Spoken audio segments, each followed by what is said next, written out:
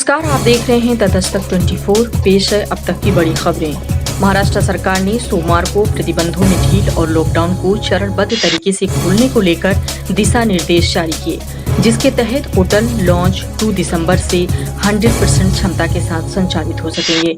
इसके अलावा निजी कार्यालयों को भी 30% क्षमता के साथ संचालित करने की अनुमति मिली है।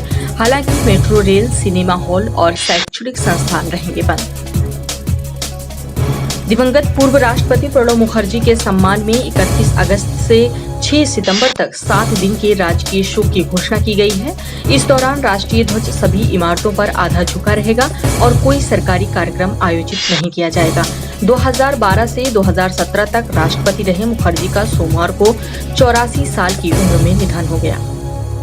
IMA ने प्रधानमंत्री नरेंद्र मोदी को पत्र लिखकर कोविड-19 से लड़ते हुए मरने वाले डॉक्टरों के साथ सेना के शहीदों जैसा व्यवहार करने की मांग की है।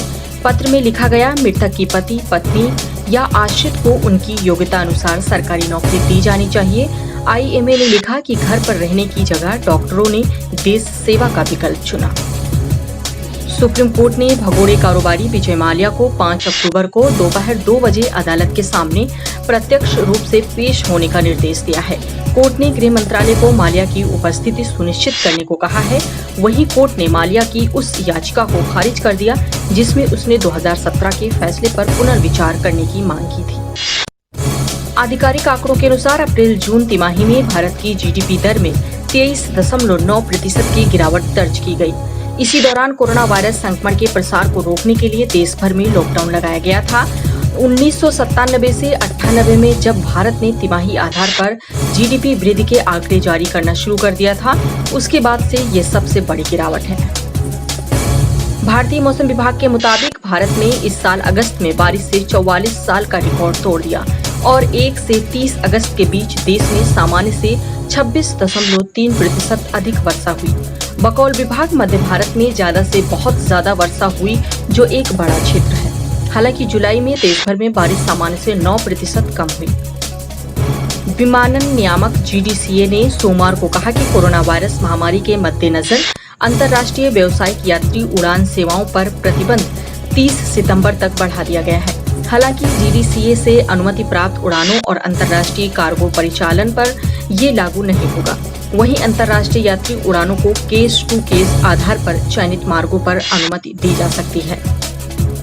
शरद यादव की JDU में वापसी संभव, बड़े नेता संपर्क साधने में जुटे। बिहार विधानसभा चुनाव को लेकर नीतीश कुमार हर संभव समीकरण बनाने में जुटे हैं।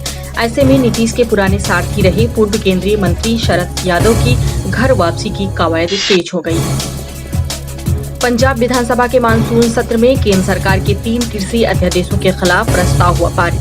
कोरोना वायरस संक्रमण के साए में आयोजित पंजाब विधानसभा का 1 दिवसीय मानसून सत्र बिना किसी हंगामे के ही खत्म हो गया।